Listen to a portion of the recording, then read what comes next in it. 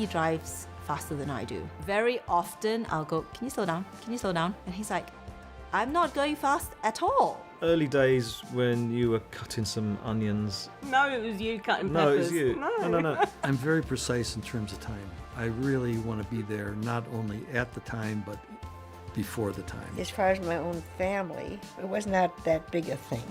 And if you were late, you're late. Timekeeping. With me wanting to be everywhere ahead of time and Michael always running late. My mom, bless her, she was like taking care of all the things that needs to be done, so I wouldn't care about anything. But when we got married, I found a different life. So I need to wash dishes, I need to put my... Hang your clothes. Yeah, or all those simple things. No, it was you. You were cutting it the wrong way, but you were doing peppers and you cut them short ways rather than long ways. Do you know what? I couldn't be in the kitchen after that with him. When we first got married, we went to the grocery store. I start grocery shopping in the exact same way I've always grocery shopped. I'm picking out all the regular food. He'd put back the one I got and take the cheaper one. And I'm like, what are you doing? I like that sauce. He's like, yeah, but this one's on sale. No, but I always cut the long ways. Conflict's still there. Some level of disagreement in marriage is inevitable. It's normal. Every couple will face conflict. And that's because we come into marriage with different backgrounds, different desires, different priorities, different personalities. And conflict is also inevitable because we're all selfish to a greater or lesser degree. Most of us would admit we find it easier to focus on our own desires, our own needs, our own opinions, than on those of our husband or wife. And some couples think that when they hit conflict, it's all over, that they've made the wrong choice of partner. That's partially because the media and popular culture tend to perpetuate the message that if the relationship isn't perfect, if you have disagreements and conflicts, it's the wrong relationship. But that's not true. As couples, we will all disagree. In fact, it's healthy to discuss our differences. It's much better than burying disagreements, suppressing our opinions and views, or denying we have any differences of opinion between us. Conflict doesn't mean we've married the wrong person or that the relationship is doomed to failure. In fact, rather, with the right tools, addressing the conflict can strengthen the relationship. Rather than seeing ourselves as being on opposite sides, actually, in our marriage, we're on the same side, the same team. I don't know if you've ever tried to row a boat with your partner. It was one of the first things Scylla and I did when we met as teenagers on holiday, and we weren't very good at it. The main problem was we were trying to prove to each other who was the better rower. Both of us were pulling our hardest on the oars, but our strokes were different lengths, so we were lurching from side to side. And in addition, we weren't rowing in time, and the oars kept clashing. It was hard work, and the boat didn't make much progress through the water. It was only when we stopped being so competitive and we started matching our strokes and pulling in time with each other that suddenly we had that amazing feeling of getting into a rhythm, and the boat started to glide through the water. In marriage, we have to work through problems together, with both of us asking ourselves, are there ways that I need to change for the sake of our partnership? And with that mindset, we can make a good team and move forwards in harmony. Money causes the most arguments in marriages. Money. No, annoying habits. Probably who's right. The need to be right. The more expectations you have, the more difficult it is. Not filling the dishwasher properly. I think when there's outside influence, for example, in-laws. I'd say secrets. Best way to resolve conflict in marriage. Sit down and talk about it. Is really honesty and just that you guys are for each other. Not to compete, but to solve the problem. Listening with 2 ears, 1 mouth. 2 ears, 1 mouth. Yeah. We discuss like who's gone wrong where, and then we just hug it out at the end. Yeah. What's the word? When you kind of like compromise. We meet up and we fight about it. Then we go on a date. He'll never be able to find a matching pair of socks. That can really escalate into a mind-blowing fight. How did we resolve it, Thomas? All my socks are one color only. We're going to look at 4 principles for working together to resolve conflict effectively. The first principle is remember your partner's positive qualities. Continuing to show our appreciation for what we love and admire about our partner, even while we may disagree passionately about various issues, protects our relationship from descending into nagging and complaining. No marriage can survive a lack of respect, a lack of positive, encouraging words being spoken to each other. So my name is Tulu Dugbemi. I worked in the oil industry in Nigeria, and her cousin's husband was one of my workmates, and we got on really well. He says to me, his wife's cousin, he thinks would be brilliant for me, and I gave in to him and said, all right, fine, I will take her number, give me her number, I will call. And what I thought would be a 2-3 minute conversation turned into a 2-hour conversation. And a month later, I asked her to marry me. Over Skype. Yeah. We had not it met. was. And I said, certainly. Recently, you let me know that you really felt like I wasn't appreciating the things that you did around the house. I think that was hard to hear, because when someone does stuff and you said to them 1,000 times, or not 1,000 times, but quite a few times, oh, I really appreciate what you've done. You don't click that you stopped doing it. I felt so bad. And then just that reminder every time, thank you for doing this, and thank you for putting the kids to bed, or thank you for taking the little one to do a wee in the middle of the night, or just those things that seem really mundane, because it really matters. We can all make our husband or wife feel like the most important person in the world for us, simply through expressing our appreciation for them. And that's the way we build up their confidence and their sense of value. Just like the author Mark Twain once said, I can live for 2 months on a sincere compliment. While most couples, when they're dating, tend to say a lot of positive things to each other, once we've been married for a bit, it is all too easy to focus on those things that irritate us about our partner. And every couple will be able to think of certain things. Let me give you an example of something that irritates me. After a meal, we always wash the pots and pans in a bowl of hot water in the sink. And if Scylla has washed up last thing at night, she has this annoying habit of leaving the dirty water in the bowl. Now, I'm always the first to come downstairs in the morning to make Scylla a cup of tea. And I'm faced with this bowl of cold water with the grease now congealed around the edges. And what's worse, she leaves the brush in the water, so I have to put my hands in to retrieve it before trying to get rid of the grease. Now, I have mentioned this a few times over the last 40 years, and it is true, Scylla does it less frequently now.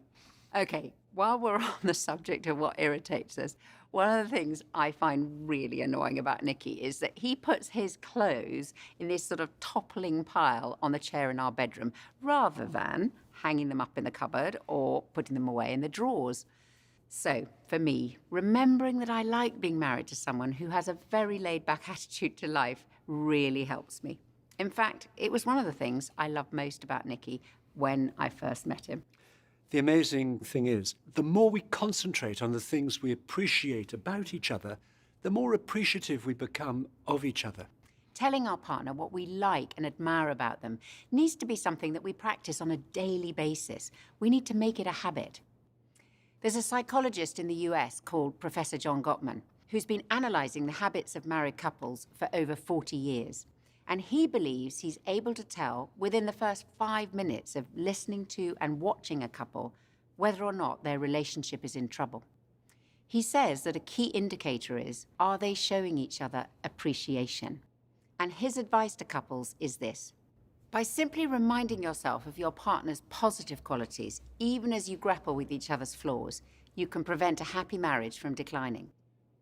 You'll see in your journal the first conversation, entitled Showing Appreciation. The idea is to write down 6 things that you appreciate about your partner. It may be thanking them for what they do, or it may be telling them what you admire about their character, and try to make it a mixture. Then, when you've both finished writing, read out to each other what you've written, and try to come up with 6 if you possibly can. How are you feeling?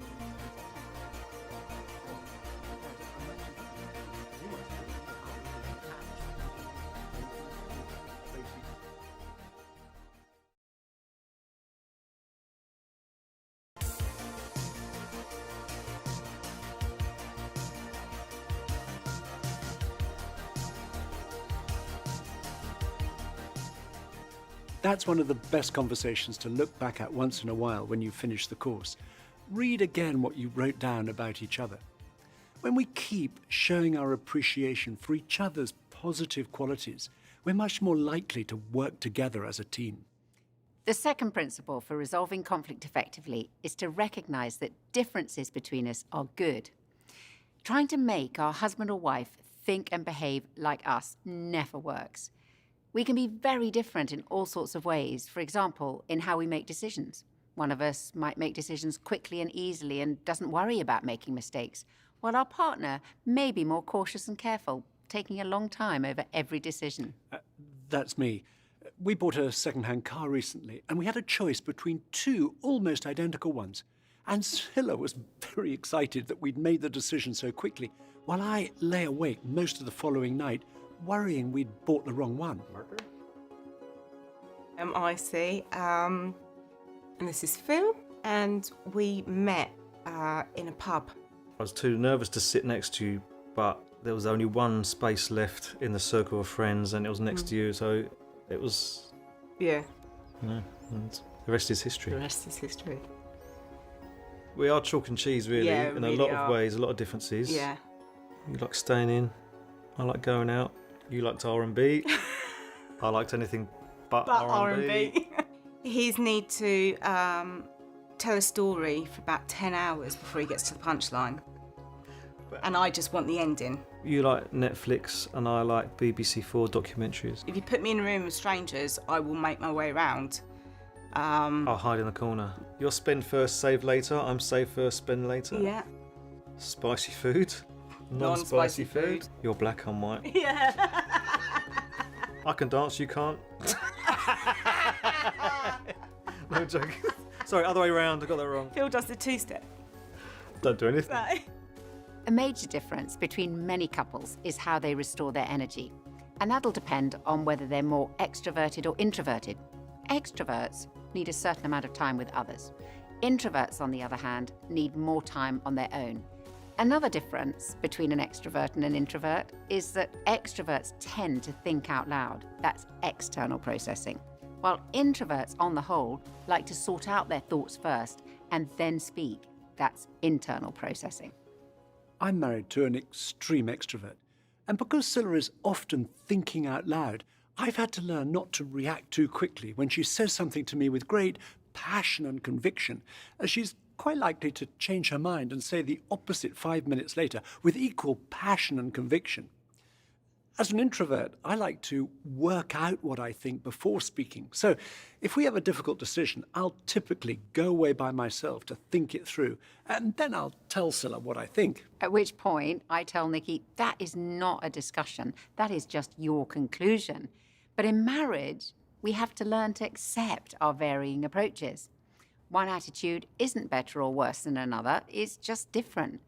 And a strong marriage is where we see ourselves as a partnership, combining our strengths and helping each other in our weaknesses. As a couple, we won't just be different in terms of our personalities. We all come into marriage from different backgrounds and with different values. One example of this for us came out in our different approaches to money, as is the case with many couples. By and large, there are three choices we can make with our money. We can save it, we can spend it, or we can give it away. Now, Scilla and I have never had a problem agreeing on how much and to whom we should give money away. But with the other two options, we are poles apart. I suppose I describe myself as a natural saver. Whereas I am much more of a natural spender. Now, I don't want you to get the wrong idea. That doesn't mean I'm a compulsive shopper. Actually, I don't enjoy shopping any more than Nikki does. It's just that I find it easier to spend money than Nikki does. In fact, much easier. And that led to a lot of conflict in the early years of our marriage, with me feeling quite resentful and Scilla feeling rather guilty. And we both thought that I was better with money than Scilla. And then one day we had a really big argument, and I suddenly realized I'm not better with money than Scilla. Rather, we're better at different things with money. Nikki is much better at managing money than me. And Scilla is much better at using it.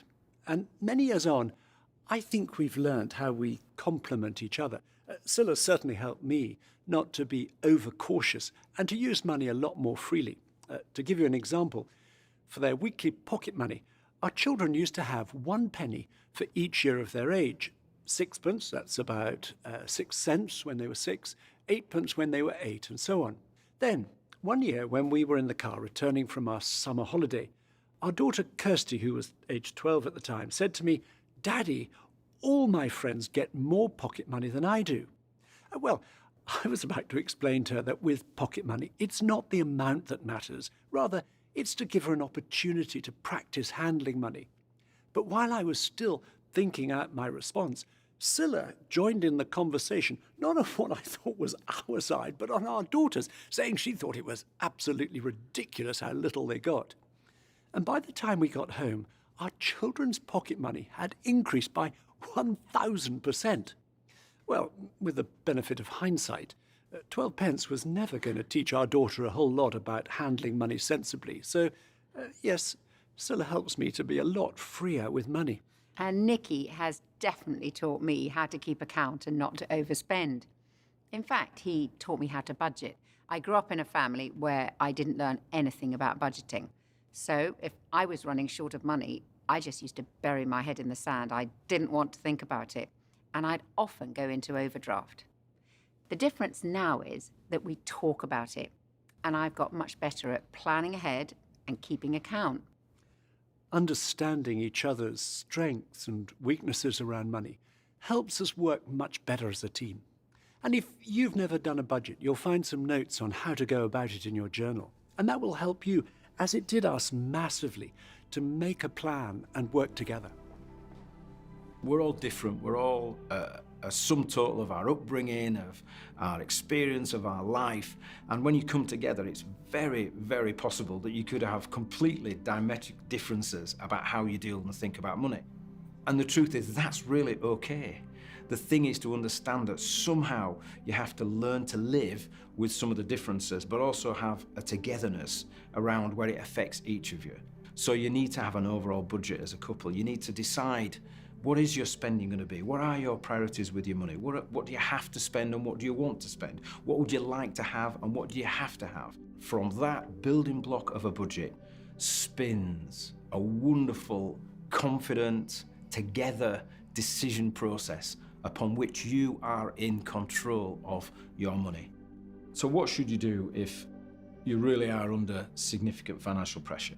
I think the first thing for me to say to you is, you're not alone. This happens to millions of people around the world. The most important thing is to realize, is it for a season? Or is it a long-term, significant, lifelong problem? If it's a season, is there something you can do significantly to get yourself out of the financial difficulties? Or can you weather the storm? Do you have family or friends who can help you weather the storm if it is a seasonal thing? If it's not a seasonal thing, do you need to make some radical, significant decisions about your finances, about what you need to do? And I would always suggest, if you find yourself in these situations, whilst it's important that you as a couple work through it, you must not do it alone. Find someone who specialises in financial difficulties. Go and speak to someone who you trust, who can give you the proper advice. Don't just make a decision based on your own thinking.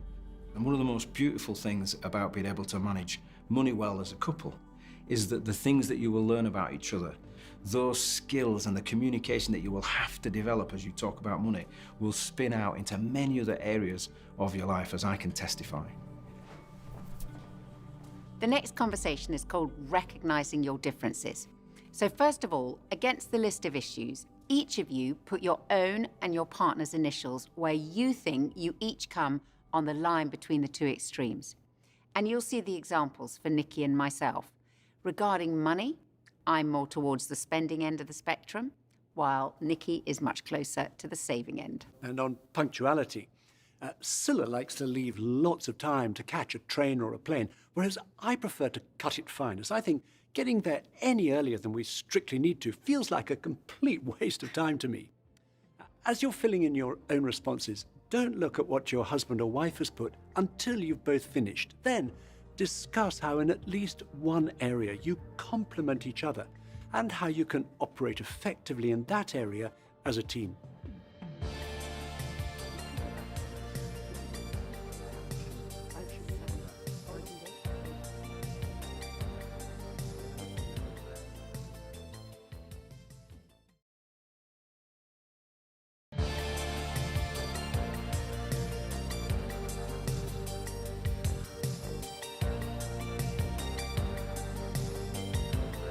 As we've said, Scylla and I have lots of differences, and we often find ourselves laughing at them. Take the way we speak. While I try to use a minimum of words to get my point across, Scylla will use as many words as possible and often exaggerates wildly. And I tease her a lot about that, such as when she tells me she's bought 1 million tons of groceries. Humour is such an important part of a healthy marriage. It functions rather like the oil in a car. Without it, the engine will seize up. The third principle for handling conflict effectively is look for an us solution. People approach conflict differently. Some try to force their partner to do things their way. They go on the attack. Other people surrender. They may be frightened of disagreements. They want to hide, run away, or do anything to avoid confrontation. Still, other people bargain. They say, I'll do this if you do that.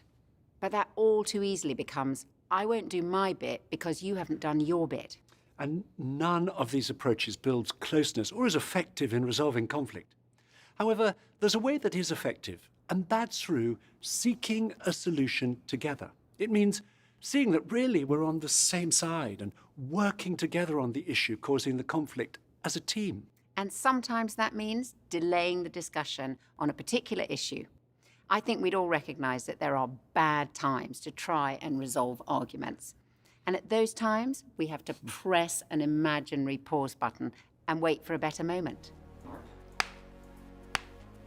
When conflict arises, I'm a fixer and I want to fix it straight away. I can't go to bed with it unresolved. Or I had to learn that you were someone that had to collect your thoughts. Process it. I had to learn that people deal with disagreement in different ways. I wouldn't always pick my timing well. I think we had to learn to actually, we need to sit down and talk about some of these things. And also to know to put a pause on some things. Let's talk about this when we actually have the time and the space and we're not around other people. Great time to bring it up whilst other people are around. No, like... Because she just can't have a go at you. Definitely not good if it's late at night and we're hungry. Oh, dude. I mean, that's usually what starts conflict. Both of us will be like, are you hungry? He knows that he's gonna bring it to me right before going to bed or 11 p.m. He will fall asleep in 3 seconds, whereas for me it's like 3 hours later and bad sleeping and then waking up or like grumpy. To me, the night is just getting started at 9 p.m. Like that's where you enter into your most serious conversations. It would be 2 in the morning and we're arguing, probably because I was so tired. His whole family functions that way. He doesn't function very well at night. He'd be sitting in front of the TV watching football. Yes. We've got to talk about it now, and he refuses, and so I stomp off to bed feeling even angrier. It's getting heated. It's about 10 o'clock and we're often, I think, have said we can't talk about this now. And then we book in a time to talk about it, and it's really freeing to go, I love you, but let's deal with this later. There are a number of bad times to argue, such as arguing in front of other people, as in the saying, don't air your dirty laundry in public, or just before a special occasion when emotions are heightened, or when we're in a rush, or when we've just walked in through the door at the end of a busy day. But the number one worst time to argue for most couples is late at night. And that's because when we're tired, we can so easily get things out of perspective. In the early months of our marriage, our most futile arguments were always last thing at night. And then very helpfully, some friends who'd got married 2 weeks before us told us about what they called the 10 o'clock rule. They explained that if they were having an argument late in the evening, either one of them could call the 10 o'clock rule into play. And that meant the argument had to be paused and postponed until a better time, perhaps earlier the next evening or over a cup of coffee at the weekend. And that was such a help for us, and we've often used the 10 o'clock rule over the years. Now, of course, waiting for a better time takes self-discipline. But learning self-discipline plays an important part in resolving conflict more effectively, and it has certainly been a big part for me. I am naturally more volatile than Nikki. I like to get things out into the open as soon as possible, and I find waiting for a better time really difficult. But I've come to realise that the disagreement doesn't always have to be resolved there and then, and I've learned that sometimes it isn't helpful to tell Nikki everything I feel straight away, and especially not late at night. Using the 10 o'clock rule doesn't mean going to bed still angry with each other. The issue may not be resolved, but if either or both of us are aware we've said some unkind things, we need to apologise and forgive each other. That reassures our partner that our relationship is still okay, even though we haven't yet reached agreement about the issue. Delaying a disagreement may well involve some of us having to learn to control our temper, because if our anger is out of control, it can cause us to hurl accusations at each other in the heat of an argument, which will be highly damaging to our relationship. If you're married to someone who's rageful, it's quite terrifying. Sometimes people who have issues with rage, most of the time they're not rageful, they just have these moments where suddenly everything goes crazy. Ideally, they're not physically abusive, but they may be verbally abusive, or they might damage property around the house if they're really mad at times. And even though they may not be rageful like that all the time, what happens is the person who's married to them lives in fear of that rage, so they learn to sort of tread on eggshells around the other person. I'd say to people who are feeling that that's them, you know, that's what they do, they are that rageful person, I would say firstly, notice that that's what you're doing, but also if you're really honest with yourself, be clear that actually you gain some benefit from behaving like that. Because if your wife or husband are scared of your rage, you kind of get to control them, you get to be in charge. And so kind of dealing with rage, beginning to manage that kind of anger requires us not only to notice how damaging it is, but also begin to come to terms with the fact that we're gaining some rewards from behaving in that way. So if you know that you have an anger problem, you're listening to this and you're thinking, oh my goodness, that's me, that's what I do, then I think firstly, don't be ashamed to seek help. And when we seek help for anger, what we're really saying is, we're not saying I want my anger to go away. What we're saying is, I want to express my dissatisfaction in a way that's good for me, good for the person I'm married to, and good for both of us in our marriage. So ideally it becomes something that's productive, and it's good, and it moves us forward. And therefore I would say, if you feel you need help, go and look for that, and don't be ashamed of the fact that that's what you're after. We're going to look now at 5 very practical steps that will help us to reach agreement and find an us solution. The first step is focus on the issue that's causing the conflict. Arguments so easily get widened, and all sorts of other things get drawn in, so that sometimes we can't even remember what it was we were arguing about in the first place. Identifying and focusing on the main issue prevents disagreements escalating. Imagine a 3-seater sofa, wife at one end and husband at the other. And this contentious issue is right between us, keeping us apart and stopping us hearing each other properly or seeing each other's perspective. Focusing on the issue means taking it from between us and putting it out in front of us. Then, as husband and wife, we can move together on the sofa with nothing between us and focus on the issue that's out in front of us rather than attack each other. When we do this, we find the issue itself becomes more manageable. Take 1.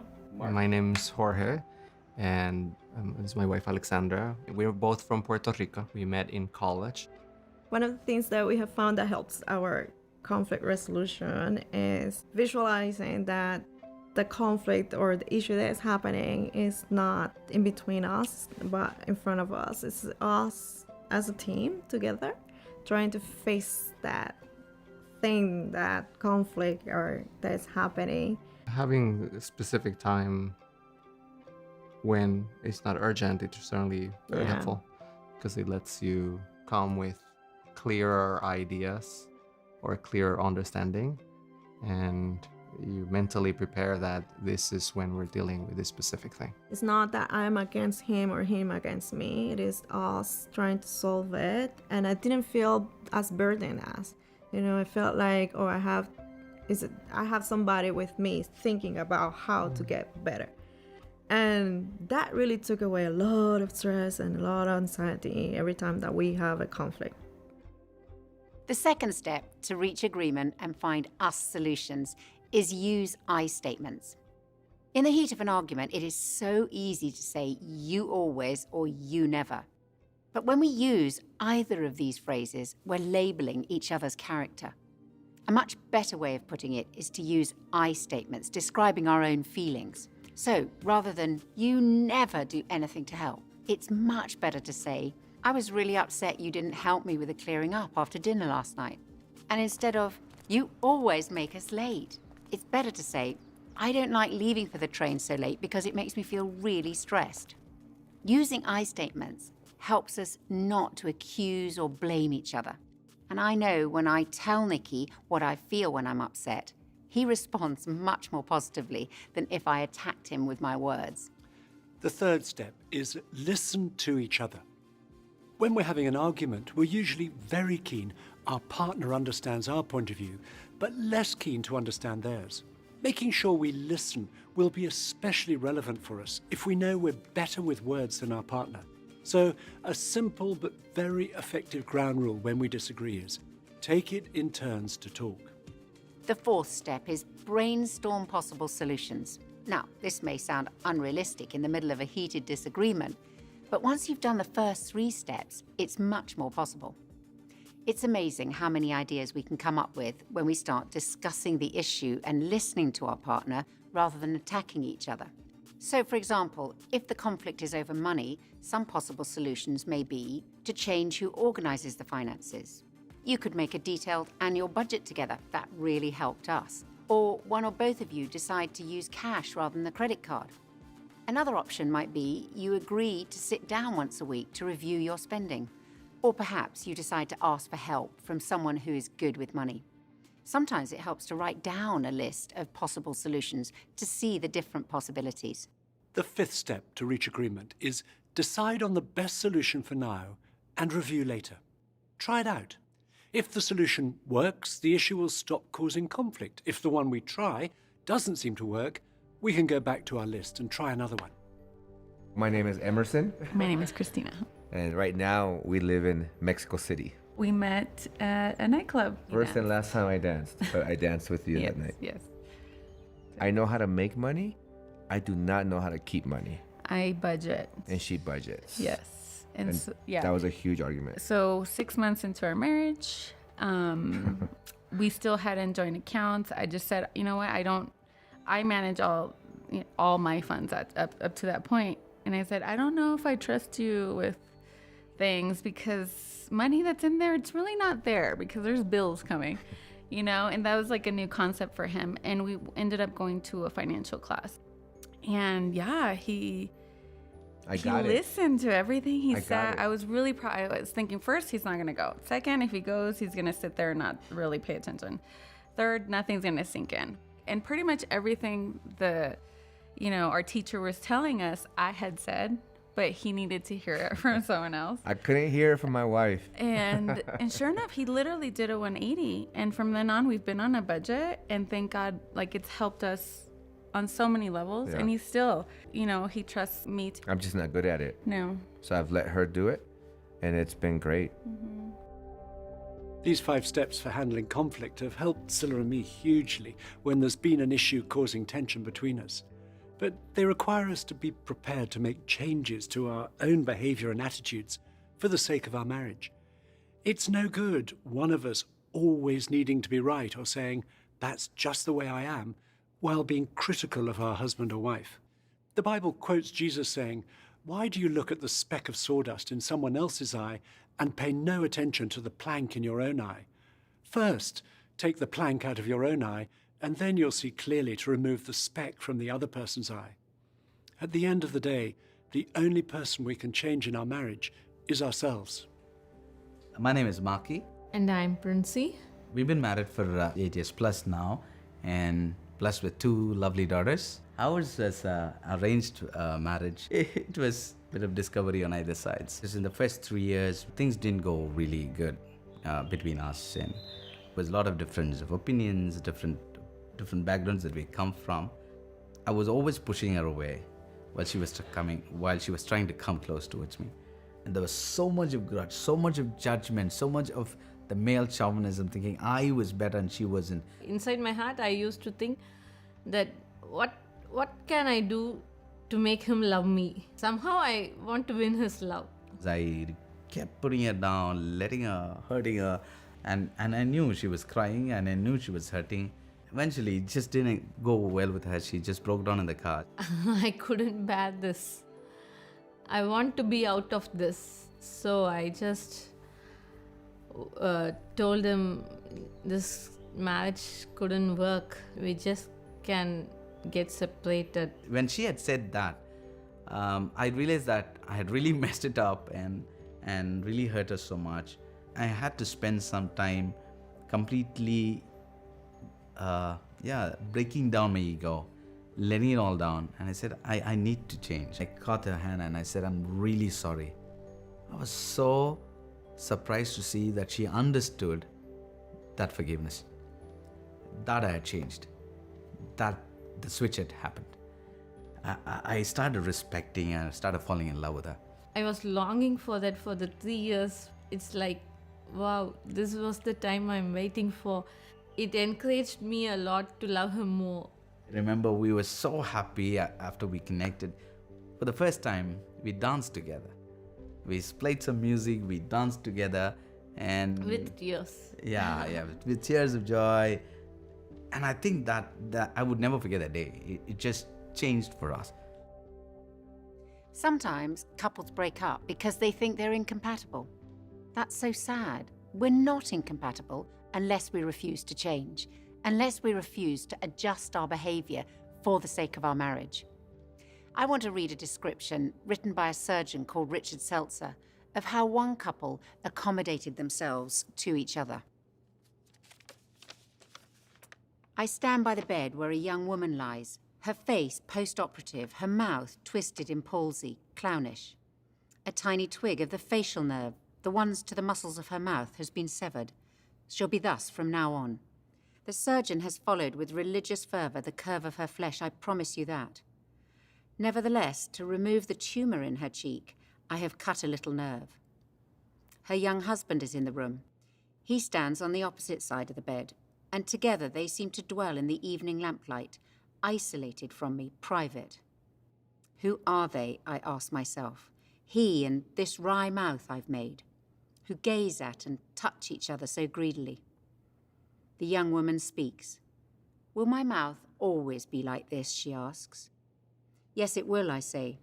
It's because the nerve was cut. She nods and is silent. But the young man smiles. I like it, he says. It's kind of cute. And all at once I know who he is, and I lower my gaze. One is not bold in an encounter with a god. And unmindful, I see he bends to kiss her crooked mouth, and I so close. I can see how he twists his own lips to accommodate hers, to show the kiss still works. And I hold my breath and let the wonder in. We can only change when we know what matters to each other. Sometimes the real issues are buried under years of unresolved conflict, or we've never told each other what frustrates and hurts us. We can't assume our partner automatically knows. We must tell each other about the issues that matter most to us and why they're important to us. There's a big difference between requests and making demands. Requesting change of each other in marriage is a good thing. It's demanding change that is harmful. We want you to turn to the conversation in your journal called Using the 5 Steps. Talk about what are the good times and what are the bad times for you to try to resolve disagreements, and decide which of the 5 steps is most important for you to remember. Then each choose one issue that has caused or could potentially cause conflict in your relationship. Address one issue at a time and use the 5 steps to look for solutions.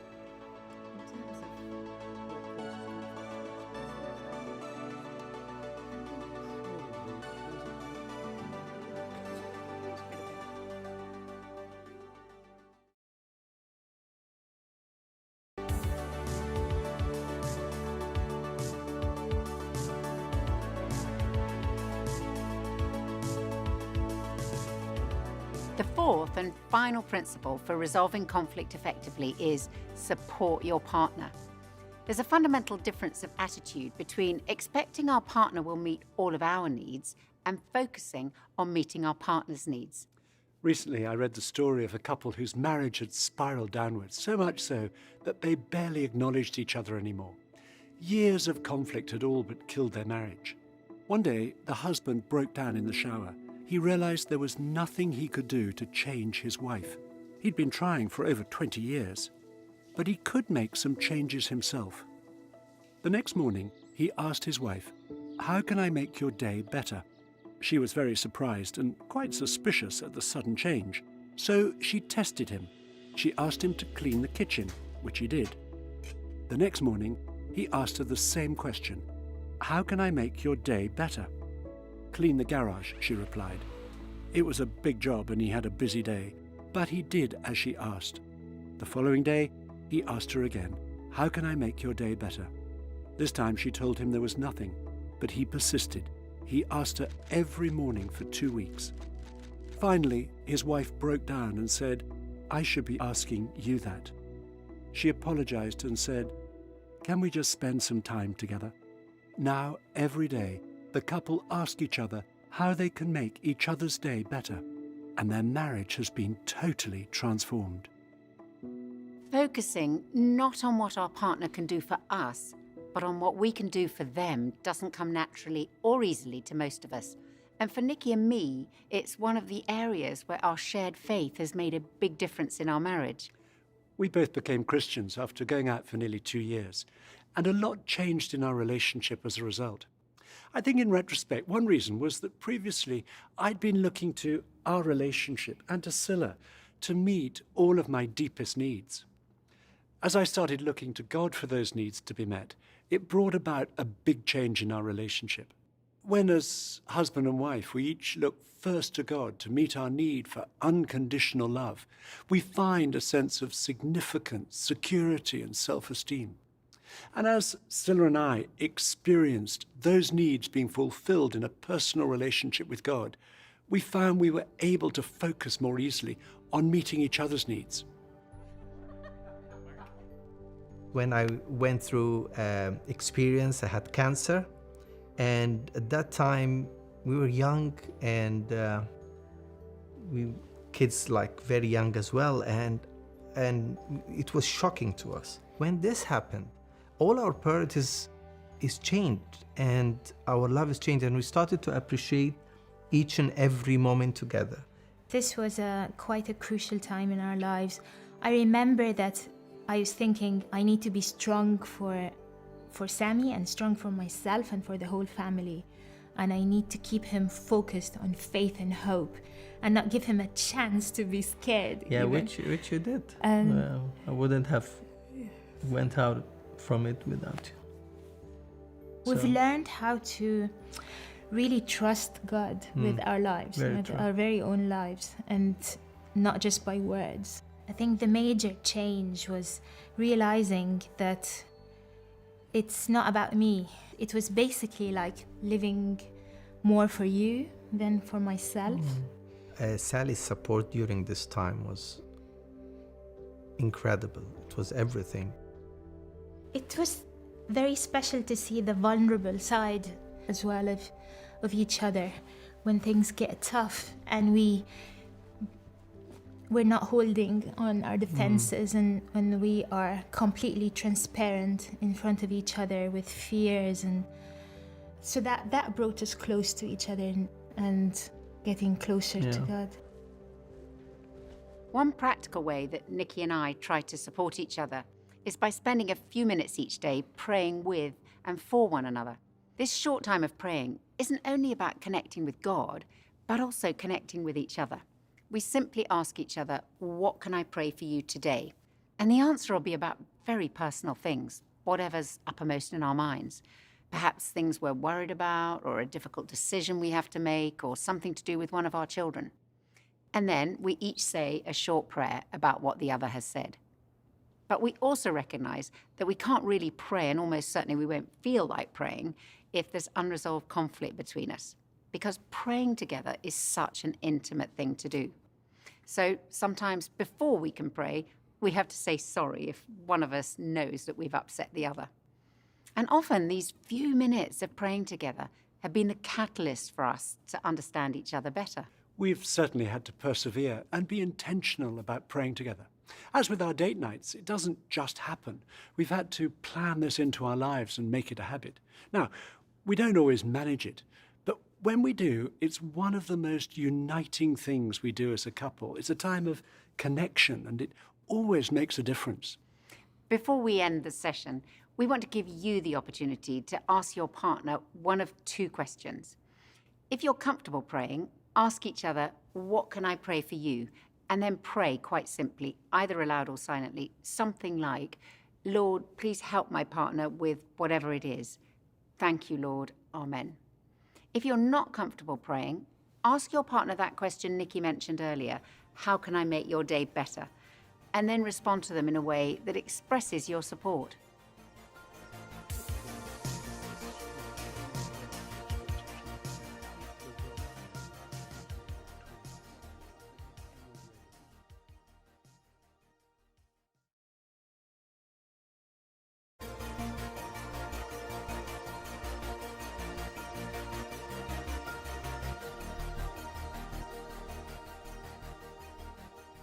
We'd like to finish this session with a prayer, so please stay as you are. Thank you, Lord, that you are our strength in good and in difficult times. We ask that you'd help us where differences cause conflict between us and to work out solutions together. Please help us to appreciate each other more and more and to make changes in ourselves where we need to for the sake of our marriage. Amen. We're so glad you've joined us, and we look forward to having you with us on the next session.